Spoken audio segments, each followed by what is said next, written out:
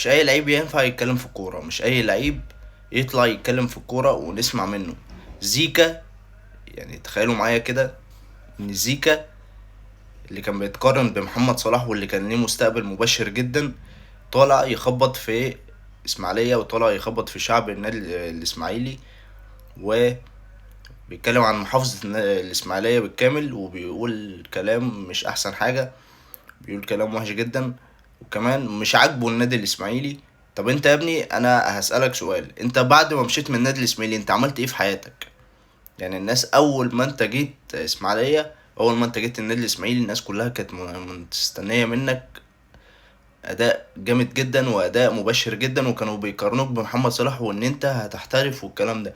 لكن انت تطلع تقول انا ندمت ان انا رحت النادي الاسماعيلي. انا عايز اقولك على حاجة، انت رحت النادي الاسماعيلي، اه جالك الاهلي والزمالك، لكن انت اخترت النادي الاسماعيلي عشان انت عارف ان انت لو رحت الاهلي والزمالك مش هتلعب، ولو رحت الاهلي والزمالك مش هتاخد فرصة، عشان في لعيبة كتير جدا كانت وقتها في الاهلي والزمالك اجمد منك بكتير قوي. دي اول حاجة. تاني حاجة، لما انت جيت النادي الاسماعيلي كنت بتتعامل معاملة الملوك بمعنى الحرفي. كنت بتتعامل ان انت كنت بتاخد فلوس كتير قوي. كان الحاج محمد ابو سعود الله يرحمه كان بيديك فلوس كتير، كمان كان مقعدك في فيلا، ما كانش في حد بيتعامل نفس معاملتك.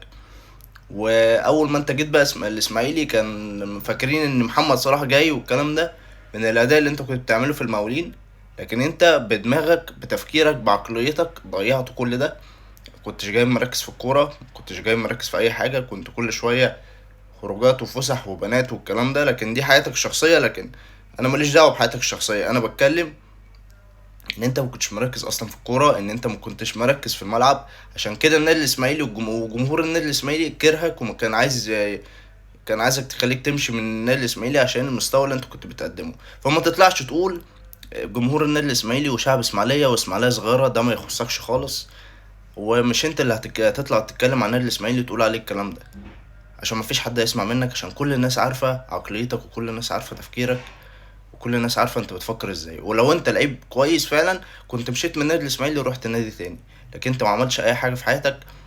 وكمان وزنك عمال يزيد، وحتى انا اخر مره شفته تقريبا في الملعب كان ايام الداخليه، كان وزنه زايد، فهو ما كانش مركز في الملعب خالص. فما تطلعش تقول كلام يسيء بالنادي الاسماعيلي وجمهور النادي الاسماعيلي. نصيحه.